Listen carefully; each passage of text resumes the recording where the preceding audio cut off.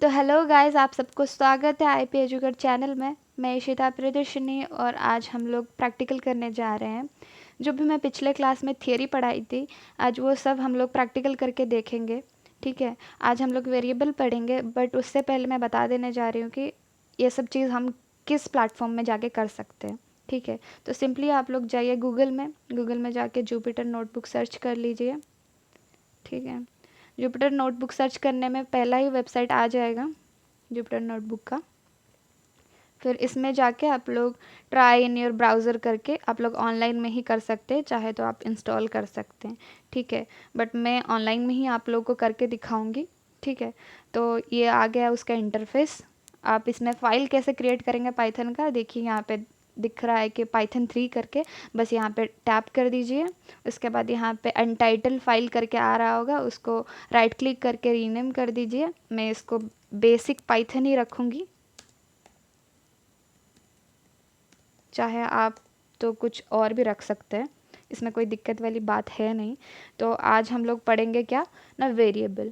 तो क्या जानेंगे कि वेरिएबल क्या होता है, वेरिएबल कैसे काम करता है, किस लिए हम लोग वेरिएबल को डिक्लेयर करते हैं, यह सब चीज़ आज हम लोग जानेंगे। फर्स्ट आपको ध्यान में रखना चाहिए, आप कुछ भी कोडिंग कर रहे हो या प्रोग्रामिंग कर रहे हो, उसमें क्या प्रोसेस होता है ना, डेटा प्रोसेस होता है। डेटा प्रोसेस करने के लिए डेटा को कहीं पे स्टोर करके रखना चाहिए रहता है। तो चाहे वो आप लोकल सिस्टम में रखें या फिर फाइल क्रिएट करके रखें या फिर क्लाउड में रखें, लाइक एजियोर में रखें या फिर AWS में रखें, बट उसको स्टोर करके कहीं ना कहीं रखना पड़ता है। वो कहाँ पे स्टोर होता है, मेन मेमोरी या फिर सेकेंडरी मेमोरी में स्टोर होता है। मेन मेमोरी हम लोग को पता ही है, रैम को बोलते हैं हम लोग। जो भी डाटा हम प्रोसेस करते हैं वो सब डाटा अवेलेबल रहता है कहाँ पे ना, रैम में रहता है।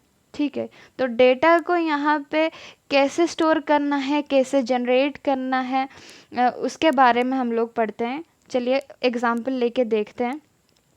ठीक है, तो 1 + 1 करते हैं, तो उसको रन करते हैं तो 2 आ गया। ठीक है, पहले मैं बता दे रही हूँ कि एग्जीक्यूट कैसे करना है। यहाँ पे रन बटन है ऊपर में, या फिर आप लोग अगर सिंपली कीबोर्ड के थ्रू में अगर करना चाहते हो तो Enter+Shift करने से आपका प्रोग्राम जो भी लिखे होंगे वो रन हो जाएगा। ठीक है, तो रन ऐसे ही होता है यहाँ पे।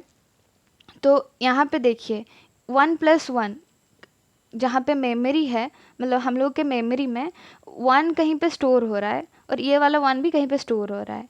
फिर जाके हम लोग को आउटपुट में क्या आ रहा है ना, 2 आ रहा है। ठीक है, तो ऐसे ही तरीके से हम लोग 5 × 5 करके देख लेते हैं। यहाँ पे क्या आ रहा है ना, 25।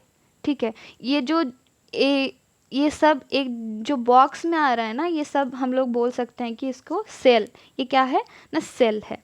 ठीक है, बेसिकली ये जो आउटपुट हम लोग को मिल रहा है, ये किस लिए मिल रहा है, क्योंकि पाइथन स्क्रिप्टिंग सपोर्ट करता है, इसीलिए मिल रहा है। अब ये स्क्रिप्टिंग क्या होता है, जो कोड हम लोग लिख रहे हैं वो अनस्ट्रक्चर्ड वे में और maybe line by line without following any kind of OOPS programming concept, that is called as scripting. ठीक है, तो स्क्रिप्टिंग और उप्स दोनों पाइथन सपोर्ट करता है। उप्स का मतलब होता है ऑब्जेक्ट ओरिएंटेड प्रोग्रामिंग लैंग्वेज, तो पाइथन दोनों सपोर्ट करता है, इसीलिए हम लोग इसको बोल सकते हैं कि ये बहुत फ्लेक्सिबल है। ठीक है, ये हम लोग को बहुत ज़्यादा ही फ्लेक्सिबिलिटी देता है काम करने के लिए। तो आप लोग को समझ आ गया। ठीक है, यहाँ पे हम लोग जो भी डेटा डिक्लेयर किए हैं उसको हम एक ही बार यूज़ कर सकते हैं। फिर से अगर हम लोग को कहीं पे यूज़ करना होगा तो हमको फिर से यही चीज़ को दोबारा लिखना पड़ेगा, तो इसीलिए हम लोग इसको कहीं पे स्टोर कर लेते हैं। तो इसी चीज़ को हम लोग वेरिएबल ही बोलते हैं। तो एग्ज़ाम्पल में ले लेते हैं a = 10। ठीक है, तो a को हम लोग असाइन कर लिए 10 में। ठीक है, इसको मैं अगर आप लोगों को बना के पेंट में दिखाऊं कि कैसा होता है, तो मान लीजिए कि आपका ये एक मेमोरी है। ठीक है, और मेमोरी में आप 10 स्टोर किए हैं, 10 स्टोर किए हैं। ठीक है, वो भी किस नाम पे ना, ए में। ठीक है, तो आपका मेमोरी में कहीं ना कहीं ये 10 स्टोर हुआ है, वो भी ए नाम से। जब भी आप ए कॉल करेंगे तब आपको क्या मिलेगा आउटपुट में ना 10 मिलेगा। अगर मैं एग्जांपल में आपको समझाऊं लेमैन वर्ड में, तो क्या होता है ना, आप कुछ भी सामान लाते हैं, जैसे कि चीनी हो गया, नमक हो गया, उसको ऐसे थोड़े रखते हैं, उसको कहीं कंटेनर में स्टोर करके रखते हैं ना। तो आपको अगर कोई बोलता है कि आप थोड़ा नमक ला दीजिए, तो क्या ऐसे हाथ में लेके थोड़े जाएंगे, नहीं ना, तो वो डब्बा ठो लेके जाएंगे। तो बस वही चीज़ होता है यहाँ पे, वेरिएबल का मतलब यही है। ठीक है, इसको डिलीट कर देते हैं। तो जैसे कि मैं बोली, ए में 10 स्टोर हो रहा है, तो आप जब भी ए को कॉल करेंगे आपको आउटपुट में क्या मिलेगा ना 10 मिलेगा। ठीक है, तो ऐसा नहीं है कि आप बस इंटीजर ही आप यहाँ पे स्टोर करके रख सकते हैं। आप चाहे कोई भी फाइल को यहाँ पे स्टोर करके रख सकते हैं, चाहे लिस्ट हो गया, टपल हो गया, डिक्शनरी हो गया, जेसन हो गया, चाहे कोई भी टाइप के डाटा टाइप को आप लोग यहाँ पे स्टोर करके रख सकते हैं। ठीक है, और थोड़ा एग्जांपल में ले लेते हैं। इशू, मेरा नाम है इशू, ठीक है, तो इशू करके 30 ले रही हूँ। वेरिएबल हमेशा यूज़र डिफाइंड होता है। यूज़र डिफाइंड का मतलब होता है क्या, आप खुद जैसा चाहे वैसा नाम आप रख सकते हैं अभी के लिए, बट आगे जाके मैं बताऊंगी कि कैसा नाम रखना है। बट अभी के लिए आप ऐसा समझे कि वेरिएबल आप जो मन वैसा रख सकते हैं। ठीक है, तो अब मैं इशू ले रही हूँ और इसको 30 में, मैं इशू में 30 में रख रही हूँ। ठीक है, तो इसको रन करते हैं और अभी इशू को कॉल कर रही हूँ मैं, और आउटपुट में क्या आ जा रहा है ना 30। ठीक है, तो आपको ये समझ में आ गया। अगर मैं बोलूँ अभी कि ए में 10 है और इशू में 30 है, और मेरे को इन दोनों को प्लस करना है। ठीक है, तो कैसे करूँ मैं, ए प्लस इशू, तो आ जाएगा आउटपुट, आ गया 40। ठीक है, और अभी हम जानते हैं कि इसका टाइप कैसे जानेंगे, ये कौन सा टाइप का है। मैं तो ऐसे बता दी कि ये इंटीजर है, आप लोगों को कैसे पता चलेगा कि ये इंटीजर है कि नहीं। मैं पिछले क्लास में बताई हूँ थियरी, बट अभी इंटीजर का क्या मतलब होता है कि एक न्यूमेरिक वैल्यू जो कि होल नंबर में हो। ठीक है, ये अगर हम लोग को कंप्यूटर से जानना है, मतलब प्रोग्रामिंग से जानना है, तो कैसे जानेंगे। ठीक है, इसके लिए एक इनबिल्ट फंक्शन है टाइप करके। ठीक है, पाइथन से पहले से ही है टाइप फंक्शन। अगर आप लोगों को टाइप जानना रहता है तो आप बस टाइप लिखिए, और जिस भी वेरिएबल का टाइप जानना है, जैसे कि हम लोग को ए का जानना है टाइप क्या है, तो यहाँ पे अंदर में हम लोग लिख लेंगे ए करके। ठीक है, अभी इसको रन कर लेंगे, क्या आ गया इंटीजर। जैसे कि मैं बताई थी कि ये हम लोगों का इंटीजर टाइप है, तो यहाँ पे आ गया ये इंटीजर डेटा टाइप है। ठीक है, उसी तरह से हम लोग कर सकते हैं टाइप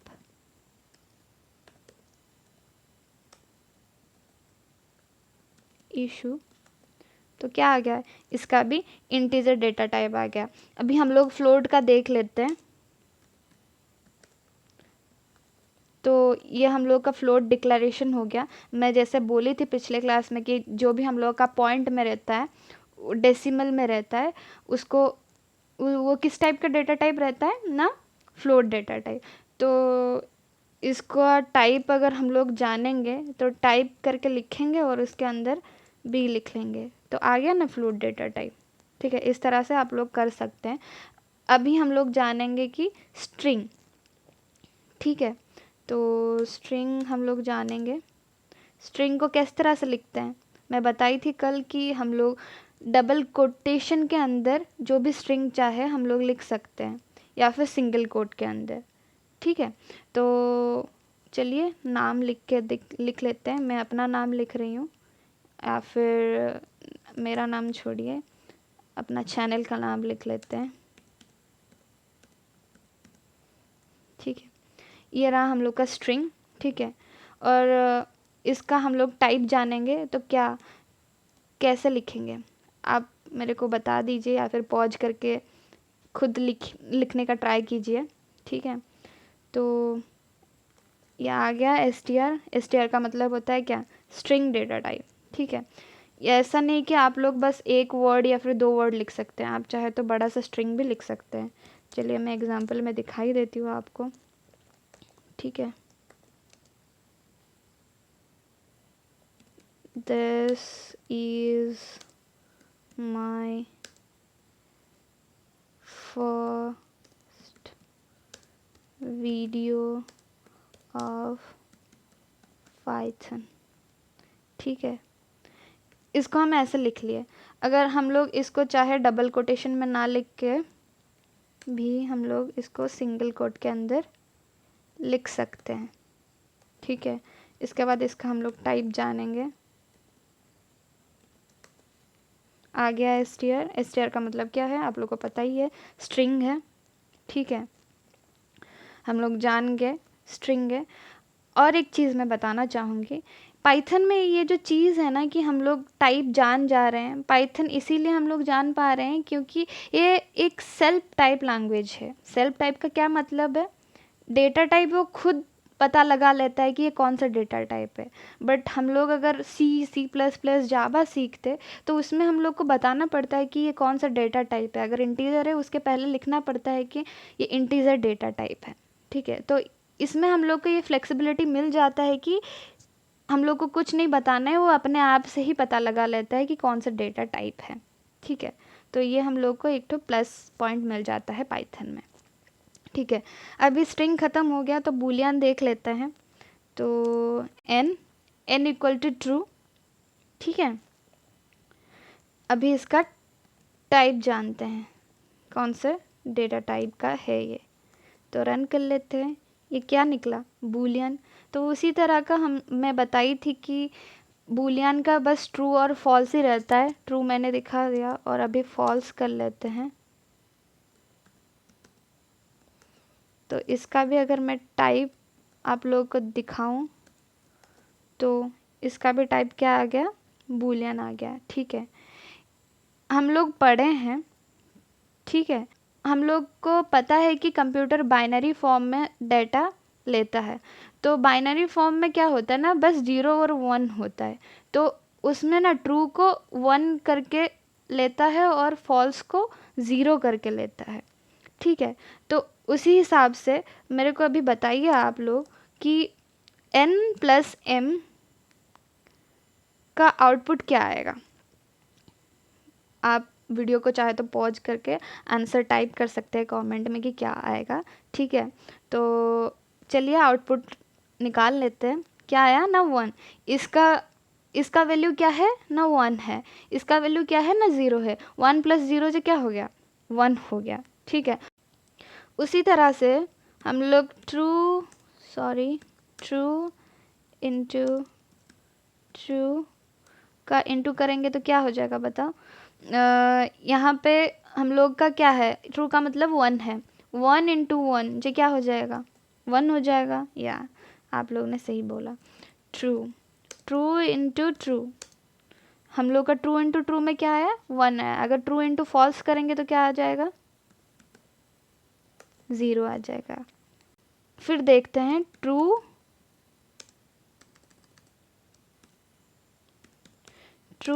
डिवाइडेड बाय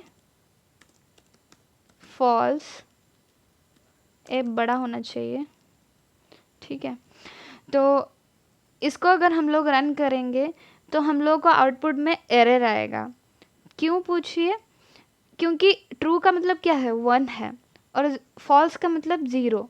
चलिए पहले देख लेते हैं रन करके। इसका आउटपुट क्या आया? एरर आया ना। तो इसमें क्या डिफेक्ट हो रहा है ना, ट्रू 1 होता है और फॉल्स 0 होता है। 1/0 का वैल्यू मैथमेटिकली इन्फाइनाइट होता है, बट कोर पाइथन में हम लोग का एरर ही दिखाता है।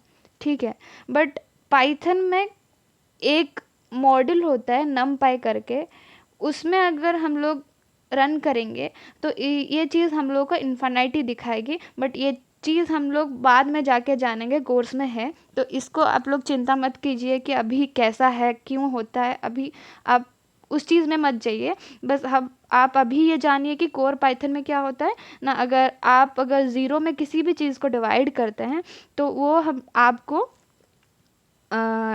एरर दिखाता है। ठीक है, तो चलिए अभी जानते हैं कॉम्प्लेक्स नंबर। कॉम्प्लेक्स नंबर कैसे जानेंगे? यहाँ पे बोथ रियल और इमेजिनरी नंबर बोथ रहता है, मिल के रहता है। तो चलिए एग्जाम्पल के थ्रू जान लेते हैं। 5 + 8j, ठीक है। इसको रन कर लेते हैं और इसका टाइप जानते हैं। टाइप कैसे जानेंगे आपको पता ही है, बस टाइप लिख के उसके अंदर वेरिएबल का नाम लिख लेना है। तो ये आ गया कम्प्लेक्स नंबर।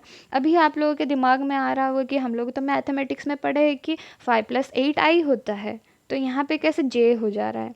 तो पाइथन में जो नोटेशन रहता है वो j का नोटेशन रहता है, ठीक है। पाइथन में आप लोग कम्प्लेक्स नंबर जैसा भी लिखिए, आप लोग को ऐसा ही लिखना पड़ेगा 5 + 8j करके।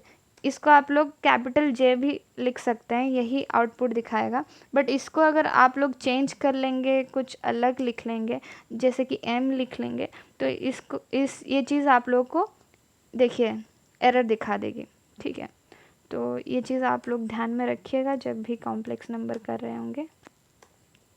इसमें कुछ इनबिल्ट फंक्शन है, चलिए उसको ट्राई करके देख लेते हैं। उसको कॉल करने के लिए ऐसा करते हैं कि v. करके आप टैब बस प्रेस कर देना है और इसमें आ जाएगा इमेजिनरी नंबर और रियल नंबर। आपको जानना है कि इसमें से कौन सा रियल नंबर है और कौन सा इमेजिनरी नंबर है, तो आप लोग यहाँ से जान सकते हैं।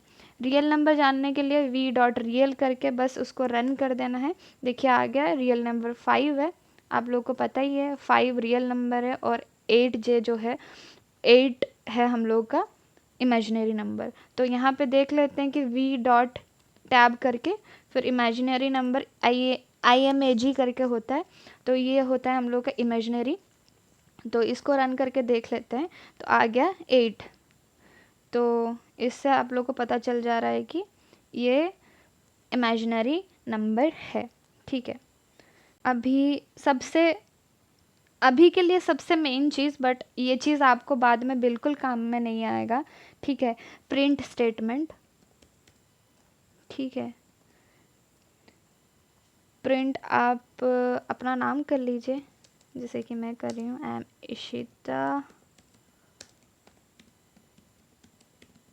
प्रियदर्शिनी, और इसको कोटेशन के अंदर रखना है, ठीक है।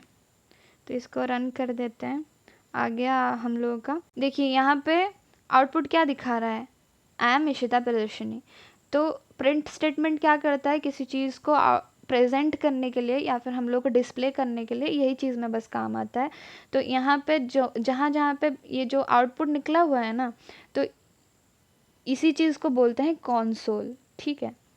कॉन्सोल होके आ रहा है हम लोग के पास, ठीक है। हम चाहे तो प्रिंट ए कर सकते हैं,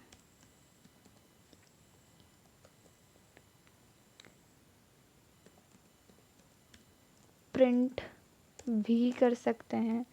आप लोग कोई भी नंबर चाहो उसका प्रिंट निकाल सकते हो, ठीक है। तो बस आज के लिए यही था। तो आज के लिए बस इतना ही। आई होप कि वीडियो आपको अच्छा लगा हो, कुछ नया सीखने को मिला हो। अगर कुछ नया सीखने को मिला है तो लाइक, कमेंट, शेयर, सब्सक्राइब सब कर दीजिएगा। तो नेक्स्ट वीडियो में कुछ नया टॉपिक के साथ मिलते हैं, तब तक के लिए बाय बाय, टेक केयर।